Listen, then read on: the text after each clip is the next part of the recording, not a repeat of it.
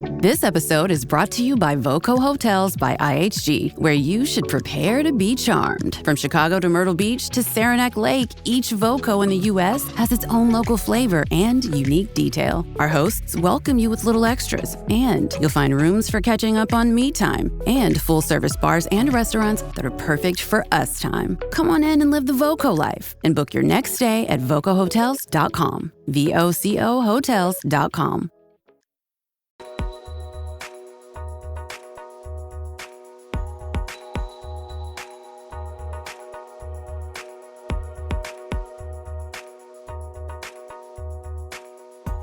Welcome to episode 98 of the High Volume Hiring Podcast. I am Stephen Rothberg, one of your two co-hosts, and I'm also the founder of College Recruiter job search site, where we believe that every student and recent graduate deserves a great career and that it should be easy and inexpensive for employers to hire them. Topic for today is right up the alley of my awesome co-host, Jeanette Leeds, who's like rubbing her hands in glee. She can hardly wait to dive in, so I better be quiet so that she can take over. Jeanette, great to see you. Oh, also great to see you too. Hi, everyone. Jeanette Leeds, I think everyone knows by now, CHRO of College Recruiter, HR Tech Advisor, and AI guru, or I should say pioneer based on some of the discussions we've been having in the green room. So excited today because we have Steve Cadigan, who is LinkedIn's, if you didn't know, he's LinkedIn's first, or was LinkedIn's first CHRO. He's a future of work thought leader, and he's the author of the groundbreaking book, Work Week. And so we're here today, and Steve's going to talk all about like what are employers getting wrong about AI. So Steve, thank you so much for being here today. We're so excited. Looking forward to the conversation. Thank you both for having me. Awesome. Love it. So why don't we just kick it off? Tell us a little bit about, and our listeners, like, who are you? What's your background? And then we'll dive into all the fun AI Sure. stuff. Well, I next year, I think we'll be celebrating 40 years in the world of talent recruiting HR. Oh. I was sort of an accidental recovering HR professional today, but I stumbled onto it. I didn't know what HR was when I graduated school. I was a history major. And 1 year into my first job, they asked me to do recruiting. And I'm like, what is it? And they explained it to me. I said, you're going to pay me to do that? Like, I would do that for free. And I fell into it, loved it. I've worked in 6 different industries: fashion, insurance, semiconductor, internet, video games. And the capstone for my career, you mentioned, I was the first, LinkedIn's first chief HR officer. We took the company from 400 to 4,000, 2 offices to 26, 2 countries to 17. It was 4 years of my life that felt like 20. Yeah. And today I've left them about a dozen years ago. And since that time, I've been working with organizations, countries, leaders around the world trying to build great new talent strategies. And tell us a little bit about Cadigan Talent Ventures. Are you, who are your clients? What kind of work do you do? Well, it's very wide ranging. My biggest client right now is the city of Lisbon, Portugal. They're trying to build an incubator. Oh, if you're looking for help and you need somebody on site, I know a guy. But they're trying to become the epicenter for entrepreneurs of the future. And if you've never been there, it's like San Francisco 50 years ago. Absolutely gorgeous, beautiful climate, wonderful people, wonderful food. But I work with, they're my biggest client right now. I also work with universities around the world, helping them and their students think through this impossible landscape of career choice that students face today. And what curriculum should we offer? How can we be more relevant as a school to businesses in the future? I love doing that work. I also coach some HR leaders on the side. I'm on the board of 3 companies. One's in Canada, one's in Africa, and another one's in Bogota, Colombia. And I advise about a dozen other startups in a whole wide range of businesses, not just in the talent space, but if they've got an interest in building a great culture and having an awesome people strategy, then I'm all in. So, and to say I have a business, it's really just me and my golden retriever. So it's not much. But I absolutely love what I do, you guys. I mean, I picked a great time to be focused on the future of work because it has been the perfect storm ever since COVID hit of just insanity, new challenges, new complexities. Never been harder to be a leader. And I'm excited. October is like my busiest month in the last 10 years. I'm headlining HR Southwest in Dallas. I am going to be teaching classes in Lisbon for a week. I'm going to be teaching classes in Barcelona for a week.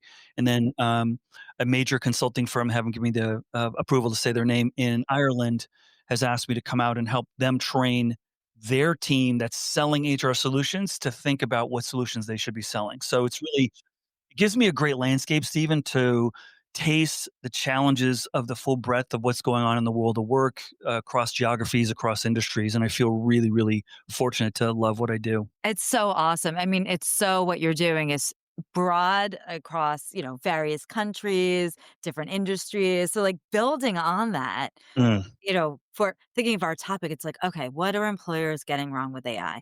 And I don't want to say, let's say maybe getting wrong, flip it, where are they getting right? But let's talk about that, right? We're at the very, it still is the beginning, right? Even though we feel like, oh, it's been around for a couple of years now with the LLMs and whatnot. What are you seeing there as you're Great framing, Jeanette. I think the biggest trap is a natural one. If we think about technology and the implementation of technology over the course of our careers, it's largely been do more, do it faster, and do it for less money. And that is how people are first leveraging AI. And I understand because it's the paradigm that we've been using. AI is 1,000 times more powerful than that. So, the train that's left the station for most organizations is let's use it to cut headcount. Oh, yeah. Let's eliminate the customer service jobs. Let's eliminate those paralegal jobs. And that is a utility. But I think the greater utility and the greater miss is and if you play that out, by the way, job loss, like let's play out that future, like that's not a good future. But if you play it out, I think, and if you look at this differently, and it's very hard to do that. And this is why we're really in a moment right now where I think we need to uh, be reminded that a lot of these AI creators don't know how this is going to play out. They don't know. And a lot of the AI solutions coming from their products, they can't explain because it's accessing data that they didn't create. So I think the greater opportunity for us is how do I make work more interesting? How do I make it more dynamic? How do I unlock Jeanette and Steven's capabilities so they can deliver more impact and open new markets? That's the opportunity I don't see enough companies looking at. They're looking at do more, do it faster. Let's grind people because, oh, yeah, we can seriously raise a amount of stress and anxiety that people are already feeling at an all time global high. Let's go that path. And I think it's such a miss, but I understand why we're doing it because that's how we've normally seen and applied technology. It's the difference between effectiveness and efficiency, right? Like to me, effectiveness is getting more done, and productivity would be another word to use for that. And efficiency is getting kind of the same done with less, fewer people, less money. Both are important. They are important. And I think I would add to the Yeah. effectiveness and efficiency to top line growth. Wouldn't you rather use technology to make more money than cut your expenses? That's Yeah. where the AI is getting focused right now. Let's cut expenses. Okay. But wouldn't you want to grow the muscle of how do I apply this to do more better? And here's where the rubber meets the road for all the recruiters out there, because I was having a conversation like I'm sure you guys do with all your recruiter friends, like, hey, how can we leverage AI to do, to make recruiting better? And when I hear that question, I said, I think that's the wrong way of approaching it. I think what we should be asking AI is how can I leverage AI to solve recruiting differently? How do I solve this problem? And if you ask AI, how do I solve recruiting differently? AI is going to say, well, tell me what you think recruiting is. And you're going to say, well, I think it's bringing in new skills, talent, and experiences to make my organization greater. That's what recruiting is. And then AI is going to ask, well, tell me about the talent, experiences, and skills that your current employees have. And that's where you're going to go, can I get back to you? Because I'm gonna have to go check the HR files because we didn't really keep up with the learning management system. No one used it, and we don't know what everyone's capable of. And that's the big miss and the big opportunity right now. In the landscape of work right now, probably among the dozens of big challenges that we all face in the world of talent is the need for new skills has never been greater. So are universities growing their and speeding up their curriculum to make, deliver talent and new skills faster? Nope. Are companies investing more in helping grow their skills and experiences of their talent faster? Nope. So who's going to own this, right?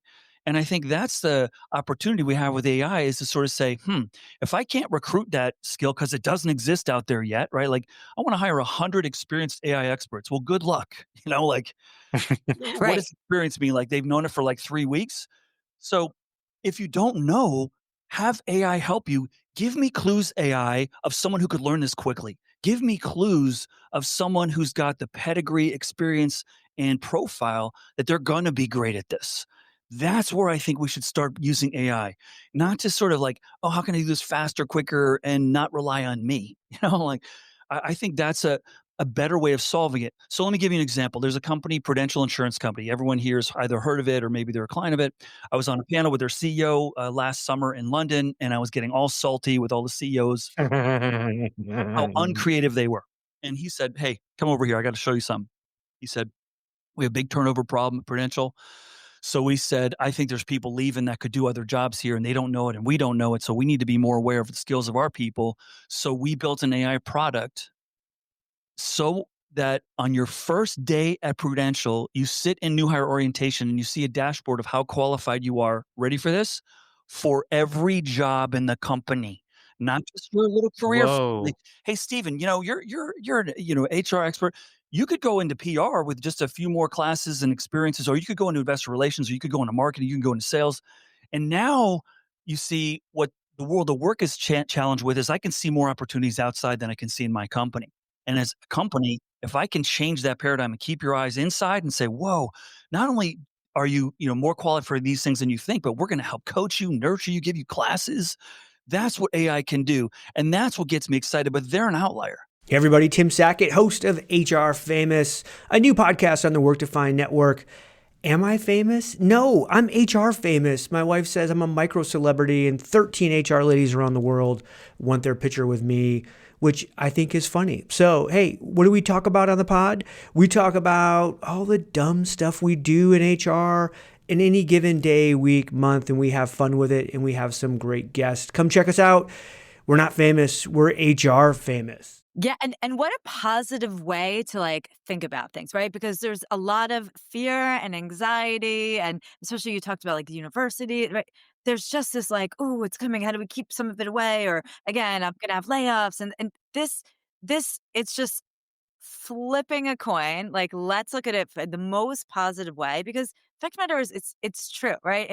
It is absolutely true. And you talk about like as you were talking, I'm thinking about its internal mobility is souped up in, Right. like, an incredible way, and you can do it given because we're on the high volume podcast, and I always think of everything, how do you do it at scale? Like, you can do that at scale in a way that's so positive. Right, and I think it's solving a really it's recognizing I think companies, the leaders that I talked to today are really pissed off that they think the young generation is not loyal, and I said, "Oh, they're really loyal, just not to you. They're loyal Ah, to yeah. they're loyal to learning." So, Yes. and make them a better promise than job security. Make them a career security promise. I'm gonna make you better.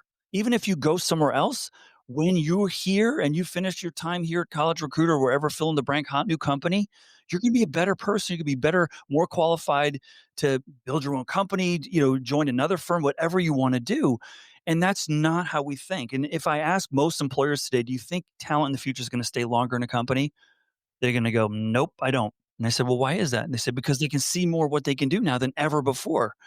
I don't know if you've heard of this website, LinkedIn, but they've created this enormous transparency to opportunity that never existed. And when I started my career, just like you probably, Steve, like I looked at a newspaper, Yeah. classified ads, and now I did too, just for the record. and so Yeah. now Well, you I actually used a job board, but it Oh, wasn't it wasn't electronic. It was a cork board, yeah, right, with little oh my pieces of gosh. It paper was and literally a thumbtacks. bore. I remember cutting right. out, like, and pasting, like, job, like, ads from, like, the paper into a notebook being like, Yeah, and Oh, and yeah. Jeanette, to your point, I think what AI can do for us is show us the portability of your skills in ways that we've never thought possible before. I'll give you a quick story of a fun experience we had, and this is old. It's like 15 years ago at LinkedIn. We were having to hire. We recognized that cloud computing was going to be the future, and it just so happens Python is a big important language to understand. So we looked around. Does anyone know Python? No, nobody knows Python. Okay, so we were LinkedIn, so we went on LinkedIn. And said, are there enough Python engineers to satisfy our appetite to hire? No, there's not. So we're going to have to make Python engineers. So somebody smarter than me on the engineering team says, well, let's look at all the people who know Python and what they knew before and where they went to school Uh-huh. and what projects they work on. And let's have a high degree of confidence. These people will probably like it and be good at it. And let's go talk to them. We found a dozen people We tapped him on the shoulder and said, "Do you want to do a 3-month boot camp, figure this out, and then recalibrate the trajectory of your career?" And they're like, "You would do that?" I'm like, "Yeah, we have to." And that's what we're going to have to do right now. And the problem is the architecture of work was not built to grow talent. It was built to extract value from the talent. You deliver this. I haven't built a 30%, 40% cushion into my business model for you to be doing other stuff that's not adding value right now.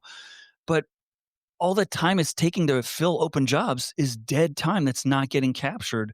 And I'm trying to tell businesses, you have to grow your talent. The open market is not going to supply you what you need as fast.